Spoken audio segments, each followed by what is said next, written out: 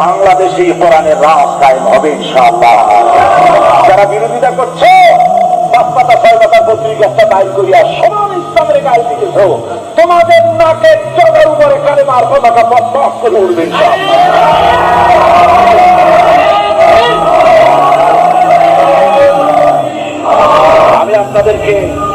আমি আপনাদেরকে বলবো, বাংলাদেশকে ভালোবাসুন, বাংলাদেশকে ভালোবাসুন, বাংলাদেশকে ভালোবাসুন।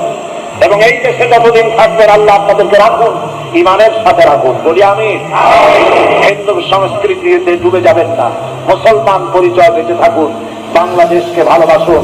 জীবন এবং মওতের ফয়সালা আল্লাহর হাতে, কারো কোনো ব্যক্তির হাতে মৃত্যুর ফয়সালা নাই। যদি আমার মৃত্যু থাকে কারো গুলিতে আমি শহীদ হব, সারা পৃথিবী পাহারা দিয়া সেই গুলি থেকে আমাকে বাঁচাতে পারবে না। আর যদি আমার জন্য কোন গুলি আল্লাহর পক্ষ থেকে বরাদ্দ না থাকে, সারা পৃথিবী বৃষ্টির মতো আমার প্রতি আমাকে লক্ষ্য করে গুলি ছুড়লে আমার একটা পশমও হেরাতে পারবে না। এটা আমার ঈমান।